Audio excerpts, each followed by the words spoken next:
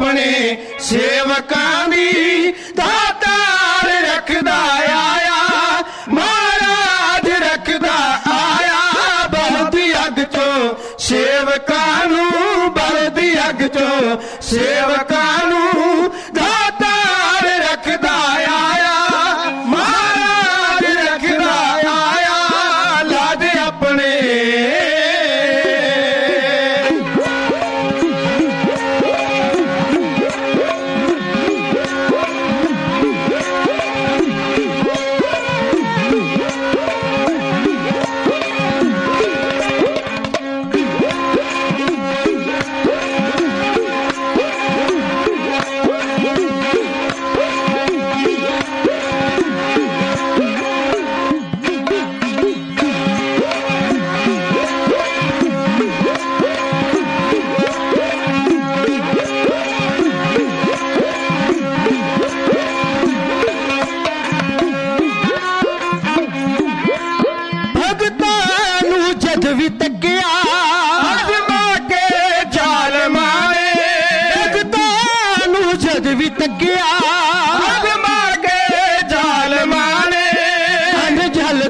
सवाब बना के अन जलदा सवाब बना के हर काज रचदा आया महाराज रखदा आया लाज अपने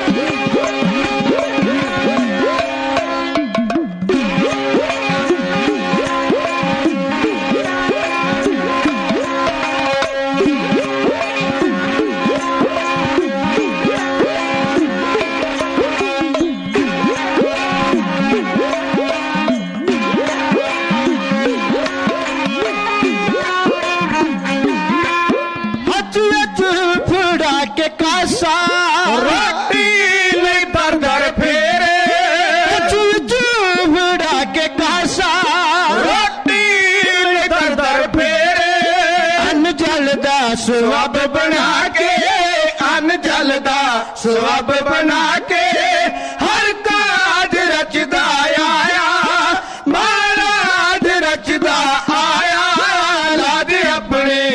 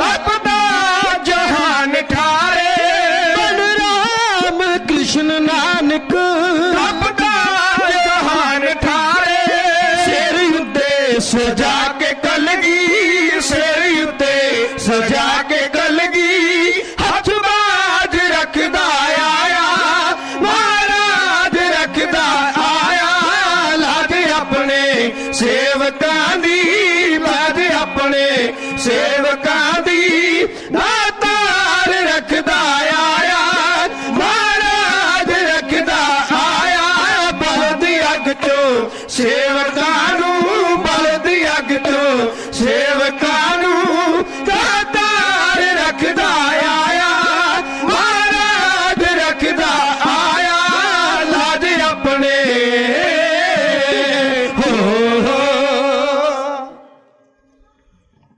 मौते तू मिट जावे ता मुक जावे सब सुंदरता संसार दी। ਇਹ ਵਿਸ਼ਾ ਸੀ ਜਿਹੜਾ ਭਾਈ ਸਾਹਿਬ ਭਾਈ ਅਜਮੇਰ ਸਿੰਘ ਜੀ ਕਰਨਾਲ ਵਾਲੇ ਤੁਹਾਡੇ ਨਾਲ ਸਾਂਝਾ ਕਰ ਰਹੇ ਸਨ। ਮੌਤੇ ਤੂੰ ਮੁੱਕ ਜਾਵੇਂ ਤਾਂ ਮਿਟ ਜਾਵੇ ਸਭ ਸੁੰਦਰਤਾ ਸੰਸਾਰ ਦੀ। ਆਪ ਫਿੱਕੀ ਪੈ ਜਾਵੇ ਇਸ ਹੁਸਨ ਦੇ ਗੁਲਜ਼ਾਰ ਦੀ। ਸਦੀਆਂ ਤੀਕ ਲਟਕੇ ਰਹਿਣ ਮਨਸੂਰ ਕਈ ਸੂਲੀ ਉੱਤੇ, ਤੇਰੇ ਬਿਨਾ ਦੱਸ ਕੌਣ ਪੁੱਛੇ ਇਸ ਇਸ਼ਕ ਦੇ ਬਿਮਾਰ ਦੀ। ਬਹੁਤ ਹੀ ਆਨੰਦਮਈ ਕਥਾ ਆਪ ਸੰਗਤਾਂ ਦੇ ਨਾਲ ਵਿਚਾਰਾਂ ਦੀ ਸਾਂਝ ਨੂੰ ਪੀੜ੍ਹੀਆਂ ਕਰਦੇ ਹੋਏ ਭਾਈ ਸਾਹਿਬ ਜੀ ਆਪ ਜੀ ਨਾਲ ਸਾਂਝਾ ਕਰ ਰਹੇ ਸਨ। ਦਾਸ ਆਪਣਾ ਮਜਬੂਨ ਲੈ ਕੇ ਜੋ ਲੜੀਵਾਰ ਇਤਿਹਾਸ ਦੀ ਕਥਾ ਹੈ ਤੁਹਾਡੇ ਚਰਨਾਂ 'ਚ ਹਾਜ਼ਰ ਹੈ। ਦਾਸਾਂ ਦੇ ਸਿਰ ਤੇ ਮਿਹਰ ਭਰਿਆ ਹੱਥ ਰੱਖੋ, ਕੁਝ ਕਹਿਣ ਦਾ ਬਾਲ ਬੁੱਧੀ ਤੇ ਉਦਮ ਬਖਸ਼ਿਸ਼ ਕਰੋ ਜੀ। ਪਿਆਰ ਚਾਹੋ ਤੇ ਗੱਜ ਕੇ ਗਜਾਓ ਜੀ। ਵਾਹਿਗੁਰੂ ਜੀ ਕਾ ਖਾਲਸਾ, ਵਾਹਿਗੁਰੂ ਜੀ ਕੀ ਫਤਿਹ। ਇਤਿਹਾਸਕ ਲੜੀ ਨੂੰ ਮੈਂ ਤੁਹਾਡੇ ਚਰਨਾਂ 'ਚ ਰੱਖਣਾ ਚਾਹੁੰਦਾ ਹਾਂ। ਸਮਾਂ ਬੇਹੱਦ ਕੀਮਤੀ ਹੈ। ਸਮਾਂ ਥੋੜਾ ਕਦੀ ਨਹੀਂ ਹੋਇਆ ਕਰਦਾ, ਕੀਮਤੀ ਜ਼ਰੂਰ ਹੋਇਆ ਕਰਦਾ ਹੈ। ਇਸ ਕੀਮਤੀ ਸਮੇਂ ਨੂੰ ਆਪਾਂ ਨੇ ਹੋਰ ਕੀਮਤੀ ਬਣਾਉਣਾ ਹੈ। ਮੈਨੂੰ ਕੁਝ ਫੋਨ ਵੀ ਆਏ, ਕੁਝ ਮਤਾਵਾਂ ਦੇ ਸਨ। ਕਈਆਂ ਨੇ ਇਸ ਤੋਂ ਤੱਕ ਆਖਿਆ ਕਿ ਅਸੀਂ ਅੱਜ ਦੇ ਦੀਵਾਨ 'ਚ ਆ ਨਹੀਂ ਸਕਦੇ, ਸਾਨੂੰ ਫੋਨ ਦੇ ਉੱਤੇ ਹੀ ਸਾਰੀ ਇਤਿਹਾਸ ਦੀ ਰਹਿੰਦੀ ਕਥਾ ਜਿਹੜੀ ਉਹ ਸੁਣਾ ਦਿਓ। ਮੈਂ ਬਚਨ ਕਰਦਾ ਹਾਂ, ਮੈਂ ਮਹਾਰਾਣੀ ਜਿੰਦ ਕੌਰਾਂ ਨੂੰ ਸਿਰਫ ਨੇਪਾਲ ਤੱਕ ਇਸ ਮਜਬੂਨ ਵਿੱਚ ਪਹੁੰਚਾ ਸਕਦਾ ਹਾਂ। ਇਸ ਤੋਂ ਅੱਗੇ ਘੱਟੋ ਘੱਟ ਜੇ ਮੈਂ ਬੜਾ ਵੀ ਸ਼ਾਰਟ ਵਿੱਚ ਜਾਵਾਂ ਤੇ 20 ਦਿਨ ਦਾ ਪ੍ਰਸੰਗ ਹੋਰ ਹੈ। 20 ਦੀਵਾਨ ਹੋਰ ਲੱਗਣਗੇ ਇਸ ਨੂੰ ਬਿਲਕੁਲ ਸੰਪੂਰਨ ਕਰਨ ਵਿੱਚ। ਸੋ ਜਿੰਨੀ ਵੀ ਸੇਵਾ ਤੁਹਾਡੇ ਚਰਨਾਂ 'ਚ ਮੈਂ ਰਹਿ ਕੇ ਕਰ ਸਕਿਆ ਹਾਂ, ਤੁਸੀਂ ਉਸ ਨੂੰ ਪ੍ਰਵਾਨ ਕਰ ਲੈਣਾ। ਕੱਲ ਦੇ ਦੀਵਾਨ 'ਚ ਤੁਸਾਂ ਨੇ ਸਰਵਣ ਕੀਤਾ, ਰੋਜ਼ਮਰਾ ਦੀ ਸੰਗਤ ਹੈ। ਗੁਫਾ ਦੇ ਅੰਦਰ ਮਹਾਰਾਣੀ ਜਿੰਦ ਕੌਰਾਂ ਉਹਨਾਂ ਦੀ ਦਾਸੀ ਗੋਮਤਾਂ 4 ਦਿਨ ਤੋਂ ਭੁੱਖਣ ਭਾਣੀਆਂ ਬੈਠੀਆਂ ਹੋਈਆਂ ਨੇ। ਪੂਰੇ 7 ਦਿਨ ਹੋ ਚੁੱਕੇ ਹਨ, ਉਹਨਾਂ ਨੇ ਇੱਕ ਦਾਣਾ ਮੂੰਹ ਵਿੱਚ ਅੰਨ ਦਾ ਨਹੀਂ ਪਾਇਆ। ਆਸ ਛੱਡ ਦਿੱਤੀ। ਅਰਦਾਸਾਂ ਕਰਦਿਆਂ ਕਰਦਿਆਂ ਅਸੀਂ ਪ੍ਰਮਾਤਮਾ ਦੇ ਉੱਤੇ ਭਰੋਸਾ ਵੀ ਬੜੀ ਛੇਤੀ ਕਰਦੇ ਹਾਂ, ਛੱਡ ਵੀ ਦਿੰਦੇ ਹਾਂ। ਜ਼ਾਇਨੇ ਚਿਰ ਨੂੰ ਸ਼ਾਮ ਦਾ ਵਕਤ ਸੀ, ਜਦ ਕਿਸੇ ਸਾਧੂ ਦੀ ਆਵਾਜ਼ ਆਈ। ਉਸਨੇ ਚਮਟਾ ਖੜਕਾਇਆ ਤੇ ਆਖਿਆ, ਆਖ ਨਰੰਜਨ। ਇਹ ਸਾਧੂਆਂ ਦਾ ਨਾਰਾ ਹੋਇਆ ਕਰਦਾ। ਉਹ ਚਕੰਨੀਆਂ ਹੋ ਗਈਆਂ। ਮਹਾਰਾਣੀ ਜਿੰਦ ਕੌਰਾਂ ਦੇ ਉੱਤੇ ਦਿੱਤੀ ਹੋਈ ਧੋਤੀ ਛੇਤੀ ਨਾਲ ਗੋਮਤੀ ਨੇ ਆਪਣੇ ਤਨ ਤੇ ਵਲੇਟੀ। ਡਰ ਗਈਆਂ ਕਿ ਹੋਏ ਨਾ ਹੋਵੇ ਵੀ ਕੋਈ CID ਦਾ ਬੰਦਾ ਹੈ, ਲੱਭਦਾ ਲਭਾਉਂਦਾ ਸਾਨੂੰ ਇੱਥੋਂ ਤੱਕ ਆ ਗਿਆ। ਉਹ ਸਾਧੂ ਨੇ ਆਣ ਕੇ ਜ਼ਮੀਨ ਇੱਕ ਚੁੰਮਟਾ ਮਾਰਿਆ।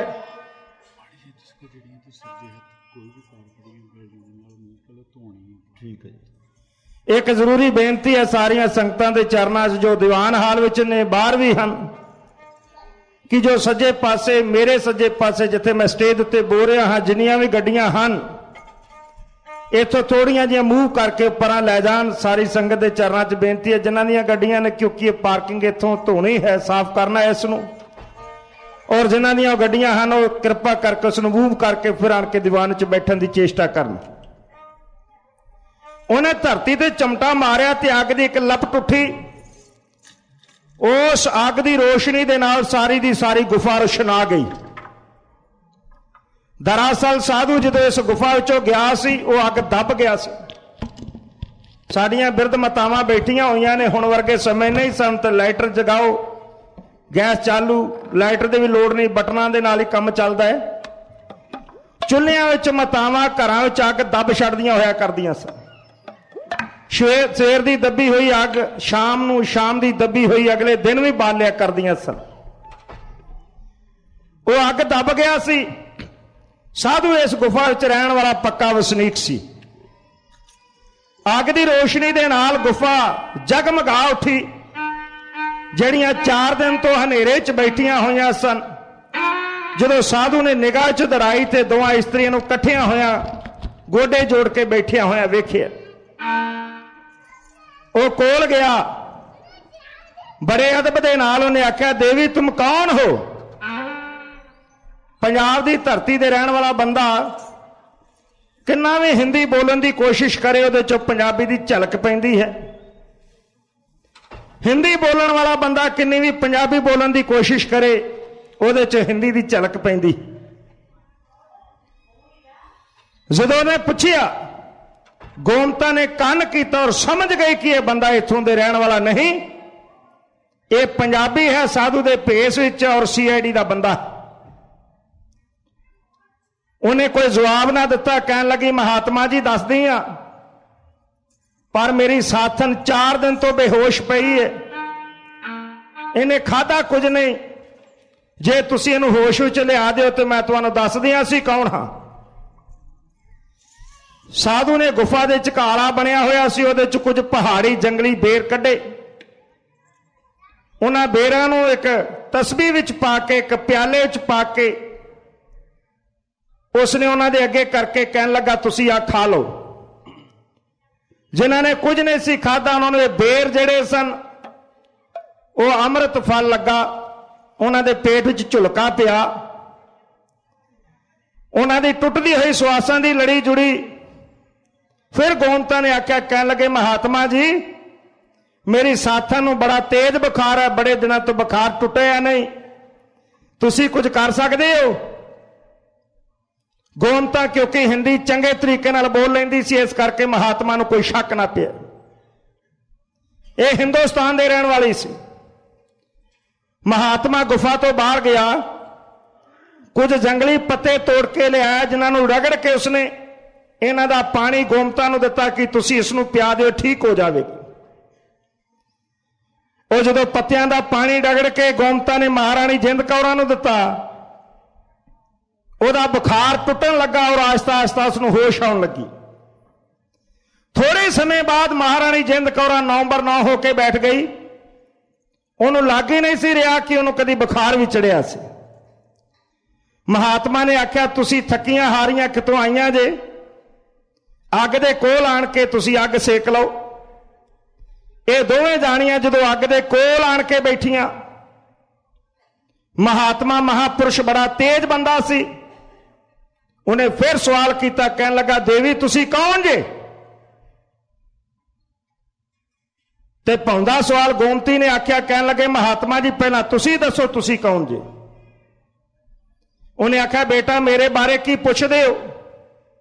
ਮੈਂ ਸਾਧੂ ਹਾਂ। ਗੋਮਤਾ ਨੇ ਆਖਿਆ। ਕਹਿਣ ਲੱਗੀ, ਮਹਾਤਮਾ ਜੀ ਮੈਂ ਇਸ ਇਲਾਕੇ ਦੀ ਰਹਿਣ ਵਾਲੀ ਹਾਂ,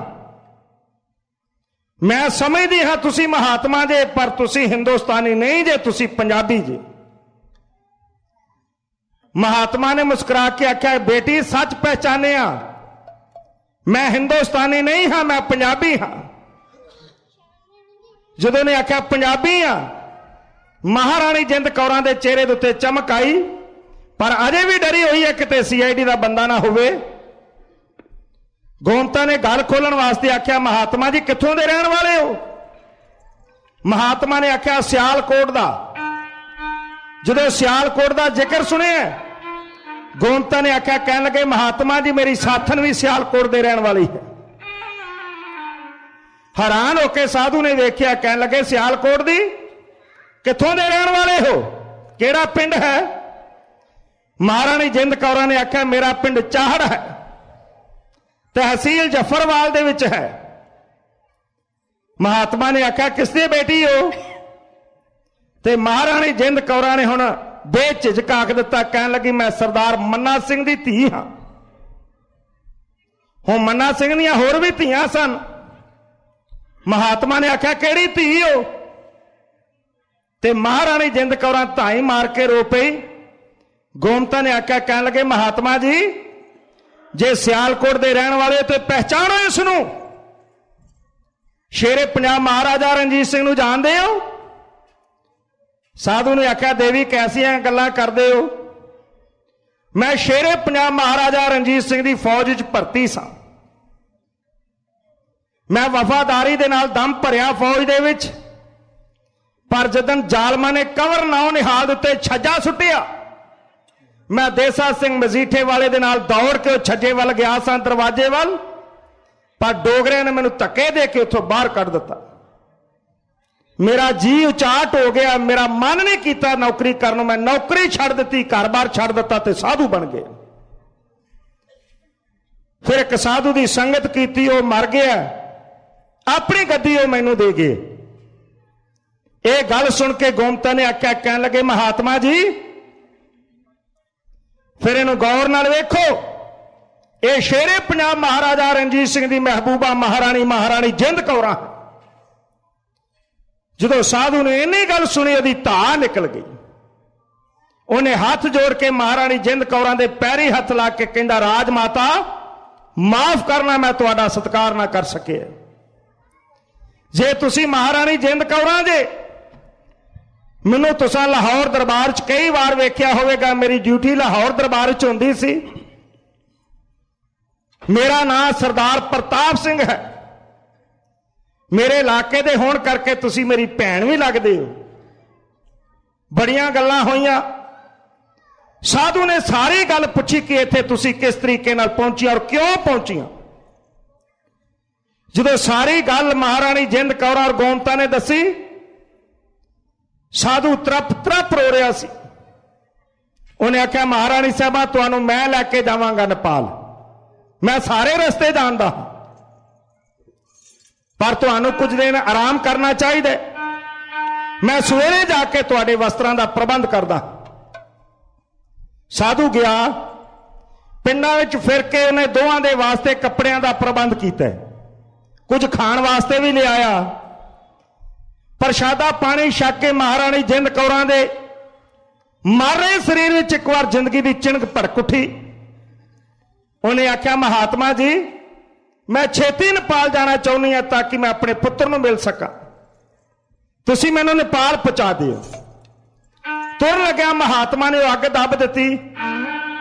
कहन लगा, जेकर मैं तुहानूं नेपाल पहुंचा दिता और ये अग बुझण तो पहला पहला मैं आ गया और मेरी जिंदगी है और इस गुफा की जिंदगी है, जिस महात्मा दे कोलों मैं ये विद्या हासिल की है, गुफा उसदी है।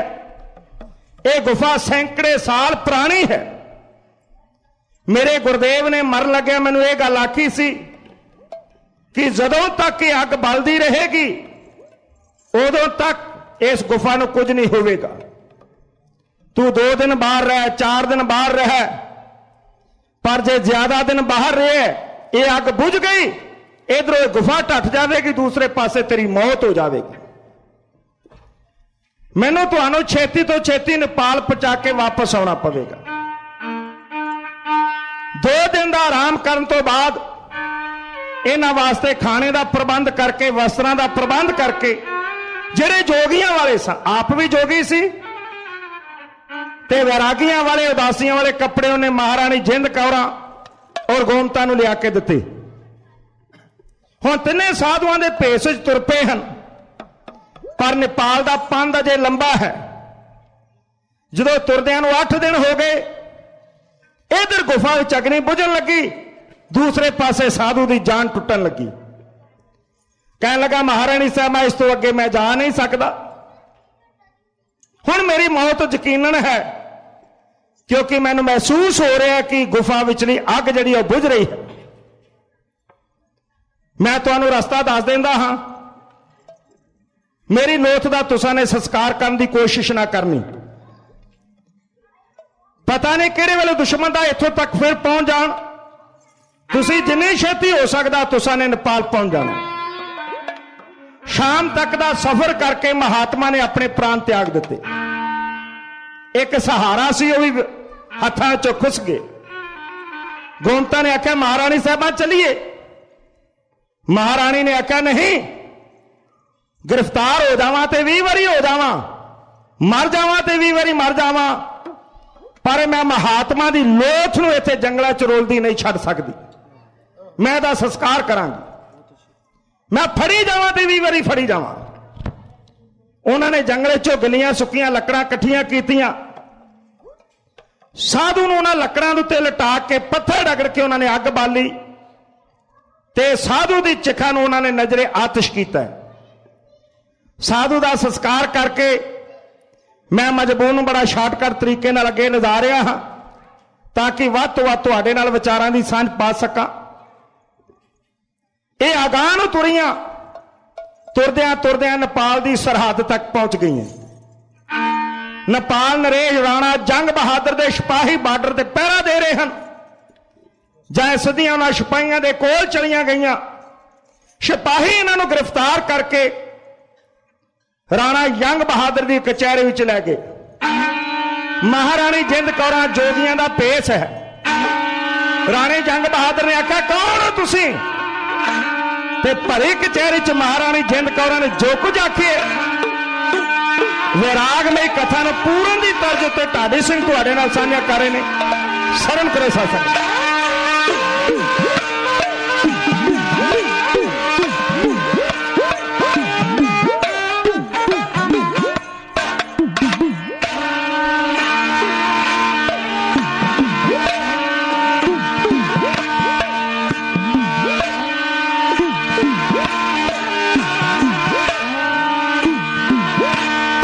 ਜਦੋਂ ਨਸ ਕੇ ਕਿਲੇ ਬਈ ਚਨਾਰ ਚੋਂ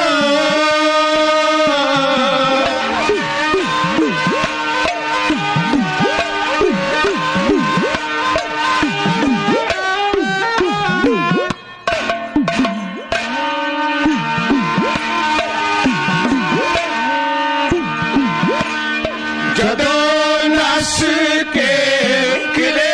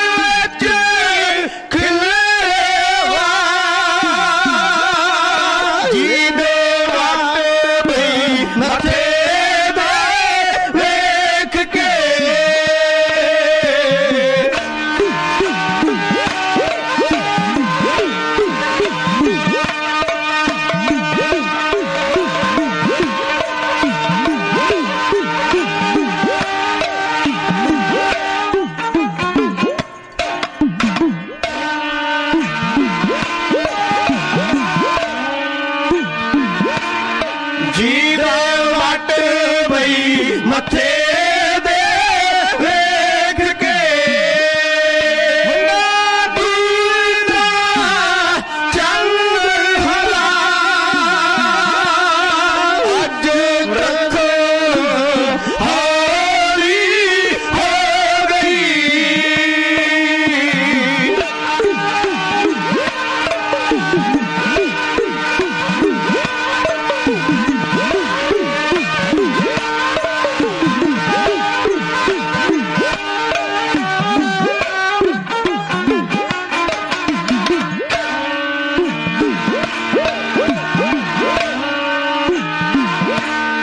ਅੱਜ ਤੱਕ ਹੌਲੀ ਹੋ ਗਈ।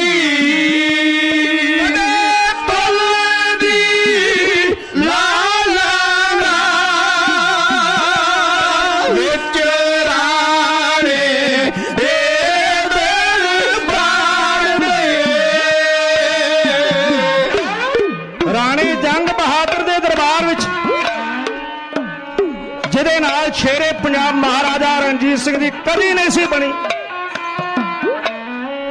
ਔਰ ਜਿਹਦੇ ਨਾਲ ਕਦੀ ਬਣੀ ਨਹੀਂ ਸੀ। ਅੱਜ ਉਸੇ ਰਾਣੇ ਜੰਗ ਬਹਾਦਰ ਦੇ ਦਰਬਾਰ ਜਾ ਕੇ ਮਹਾਰਾਣੀ ਜਿੰਦ ਕੌਰਾਂ ਝੋਲੀ ਅੱਡ ਕੇ ਖਲੋਤੀ ਹੋਈ। ਫਕੀਰਾਂ ਵਰਗਾ ਹਾਲ ਹੈ ਜਿਹਦੇ ਦਰਵਾਜ਼ੇ ਦੇ ਉੱਤੇ ਆਪ ਸੈਂਕੜੇ ਸਵਾਲੀ ਰੋਜ਼ਾਨਾ ਆਣ ਕੇ ਖਲੋਂਦੇ ਉੱਥੇ ਸਨ, ਜਿਹਦੇ ਇੱਕ ਇਸ਼ਾਰੇ ਦੇ ਨਾਲ ਸੈਂਕੜੇ ਬੰਦੇ ਜੇਲ੍ਹ ਚੋਂ ਰਿਹਾ ਕਰ ਦਿੱਤੇ ਜਾਂਦੇ ਸਨ, ਜਿਹਦੇ ਇੱਕ ਮੱਥੇ ਦੀ ਘੂਰੀ ਦੇ ਨਾਲ ਪੰਜਾਬ ਦੀ ਧਰਤੀ ਦੇ ਉੱਤੇ ਭੁਚਾਲ ਵਰਗੀ ਸਥਿਤੀ ਪੈਦਾ ਹੋ ਜਾਂਦੀ ਸੀ। ਅੱਜ ਸਮੇਂ ਦੇ ਹਾਲਾਤ ਹਨ ਜਿਨ੍ਹਾਂ ਦੇ ਦਰਵਾਜ਼ੇ ਵੱਲ ਕਦੀ ਝਾਕਿਆ ਤੱਕ ਨਹੀਂ ਸੀ। ਅੱਜ ਉਸ ਰਾਣੇ ਜੰਗ ਬਹਾਦਰ ਦੀ ਕਚਹਿਰੀ 'ਚ ਮਹਾਰਾਣੀ ਜਿੰਦ ਕੌਰਾਂ ਖਲੋਤੀ ਹੋਈ। ਉਹਦੇ ਹਾਲਾਤ ਤੁਸਾਂ ਨੇ ਸਰਵਣ ਕੀਤੇ ਹਨ। हालात देख के राणे जंग बहादुर ने आख्या कौन है?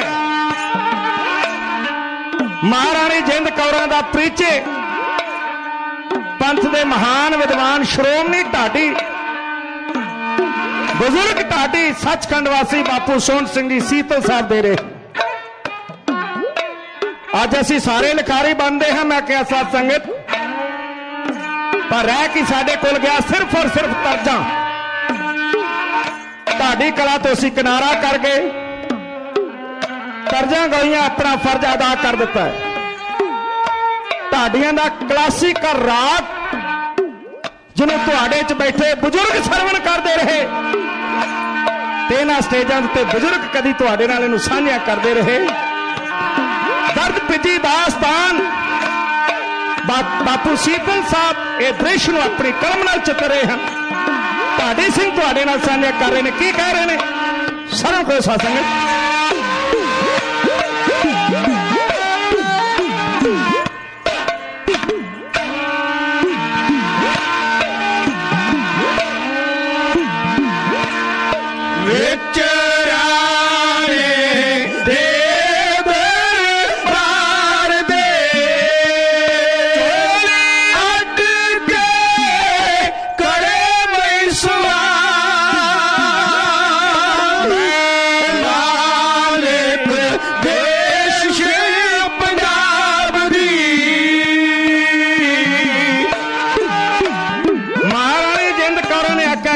राणा साहब मैनू मंगती ना समझियो, मैं मंगती नहीं, मैं मुसीबतों की मारी हुई हाँ। तुसी मेरा परिचय लेना चाहते हो ना, मैं कौन हाँ? मैं पंजाब देश की मलका महाराणी जिंद कौरा हाँ। मैं देश पंजाब की मालिक तुहाडे दरवाजे उत्ते खलोती हुई हाँ। महाराणी जिंद कौरा फिर अपने पति बारे दसदी है, अपने पुत बारे दसदी है और किवें दस रही है ये प्यार नाल तुसीं सरवण कर लो सत्संग।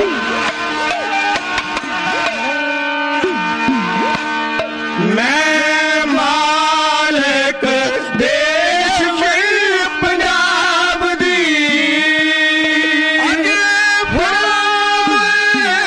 फकीर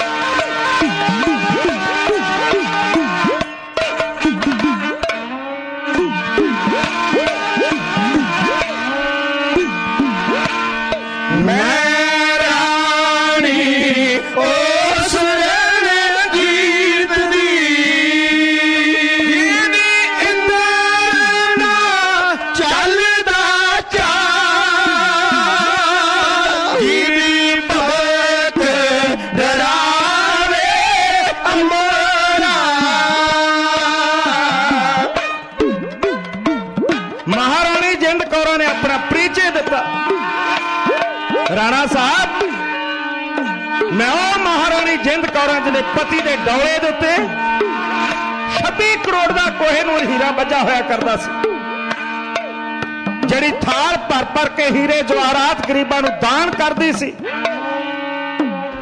महाराजा रणजीत सिंह नूं जानदे हो? ओ महाराजा रणजीत सिंह जिहड़ा घोड़े की काठी दे उत्ते बैठदा सी, दर्रा खैबर दीआं पहाड़ियां सिर झुका के खलो जांदियां सन। जिहदी तेग दे ज़बे दे अगे वैरी दी तलवार म्यान चों बाहर निकलण दी युरत नहीं सी करदी।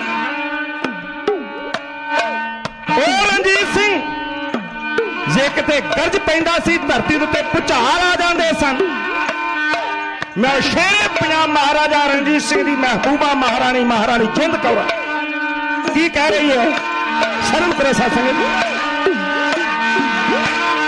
ਜੀ ਦੀ ਪਲਕ ਡਰਾਵੇ ਅੰਬਰਾ ਪ੍ਰਥਵੀ ਆਨ ਪਚਾ ਮਹਿਮਾਨ ਰਾਜ ਦਲੀਪ ਦੀ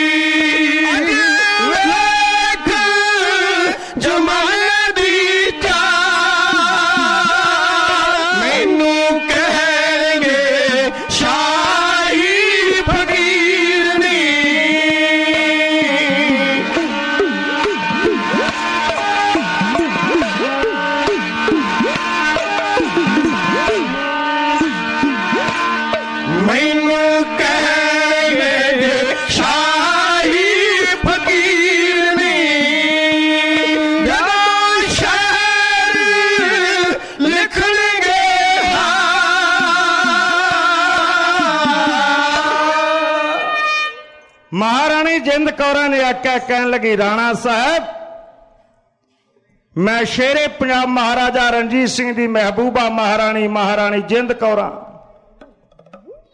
मैं वो बदनसीब मां जिहदा बच्चा उहदे नाल विछोड़ दिता गया और बच्चा भी पंजाब दा मालक महाराजा दलीप सिंह।